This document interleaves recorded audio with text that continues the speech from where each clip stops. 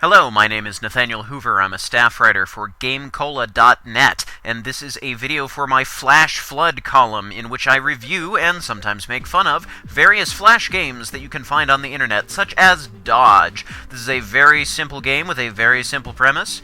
You dodge. Projectiles come at you from all of these enemies, and they track you. So you zoom around and try and get the enemies to shoot at each other, and try and get those little projectiles that are chasing you to ram into enemies. You've got a health bar at the top, which is depleted every time you get hit. Kind of makes sense. And you've also got a score, dancing around a little circle there. Yep. And you've got a score, you've got multipliers, things like that, and you can recover your health as you gain enough points to do so. So if you're going for the highest possible score, don't get hit, and don't recover your health along the way. Now, as you can see here, it's fairly straightforward. You just keep dodging the enemies as you see them come on the screen. You can run through them, or zoom through them, fly, swim, whatever action it is that you're doing in your little Dodge mobile, and there you go. Pretty much nothing there to it. Should be easy, right? Nope. This game's a lot more difficult than you'd think.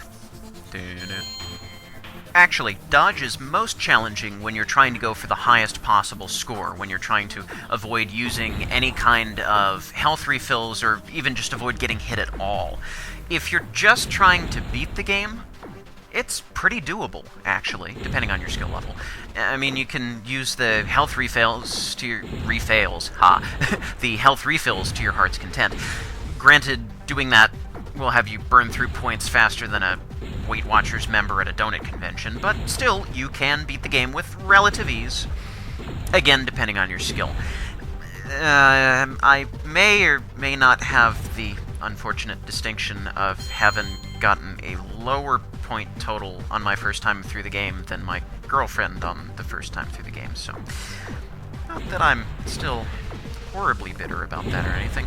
So now we have some new enemies. These are like gooey slime slug tanks, or whatever they are, blob tanks that gradually roam around the battlefield and launch at you. So we've got them, we've got the glowing kite guys now, and so this is sort of a good mix, and this is something that Dodge continues to do. They keep mixing up the enemies and blending them together to add to the challenge. Of course, they do have a couple of gauntlets where it's just all of one enemy all the time. That's what the last level looks like, actually. It's quite fun. It's just a stream of one type of enemy after the other. Pretty cool. But anyways, that's not where we are right now. Dodge has a pretty nice learning curve. It gradually introduces you to all of the new enemies, throwing just a couple in at the first time they appear, and then you usually have sort of a full onslaught of them where it's just all of these guys all the time. And then they'll get integrated as just normal enemies with the rest of them. So, a good learning curve, and just as you're starting to feel like, oh wow, I fought these guys over and over, let's do something new, that's when they introduce a new enemy. Usually. The new enemies get farther and farther apart, I think, at the end of the game. Maybe I'm just totally making things up. But anyways, it's about time for a new enemy, so here we go. Oh, it's a circle, but it's not shooting at me. I wonder what that could mean. Well, let's just leave it. Oh my! Woohoo! Yeah, so those can be a bit dangerous. Just imagine a whole screen filled with them. Oh yeah, that comes along later, believe you me. Although, a nice trick that I learned is that if you stick to the sides of the screen, most of the projectiles will just hit the invisible wall on the corners of the screen. So if you're ever being chased by way too many projectiles, just hug the sides, and you should be able to avoid a lot of damage. However, I'm not avoiding as much damage as I should be here, unfortunately. And tragically, all of the footage that I had for the last half, two-thirds, last quarter of the game just up and disappeared. More than once, actually. The program that I use to record has a tendency to stop recording after 10 or 15 minutes and not tell anybody, not pop up with a little message saying, I'm pooped, I'm out of here. No, it just stops.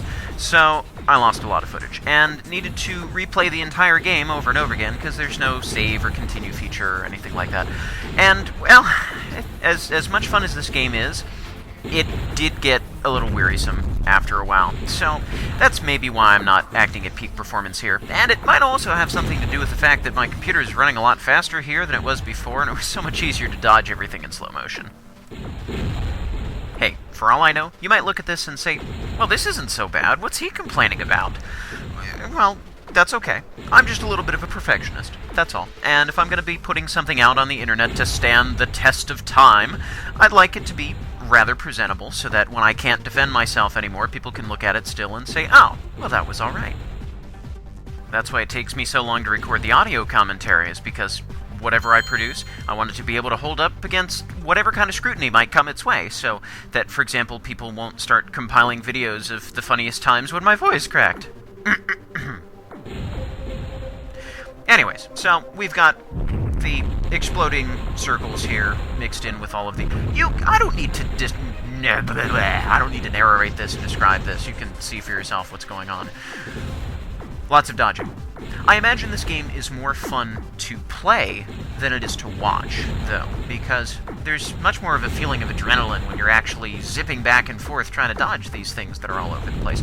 Watching it, I guess unless it's really, really spectacular or just really embarrassing, I imagine it's not as fun, but I'll leave that to you. You can be the judge. These explosions are all pretty cool. One of the nice things about dodge is that you can adjust how much shrapnel there is. So you can see that every time something explodes, it leaves behind little bitty bits all over the ground. You can set it to having no bits whatsoever, so that things just explode and that's the end of it. I have it set on low debris right now. And then you can max it out to so much crazy debris that your computer may slow down. Okay, so this is the part that I was talking about, or alluding to anyhow, where, huh? That was a short level. I think because I got hit so much, it took pity on me and said, we're not going to subject you to the rest of this stage. But anyways, lots of dodging, and there's not too much you can do about it. I mean, obviously there's lots of dodging, but I meant just circles coming in and firing off, and all you can do is dodge. You can't actually redirect fire at any of them because they all explode at the same time. We're so far beyond that at this point, what I'm talking about is irrelevant, but that's no different than usual. I like that sound effect. That's a fun sound effect. Or however it is that... Yeah, that sound effect. It's pretty cool.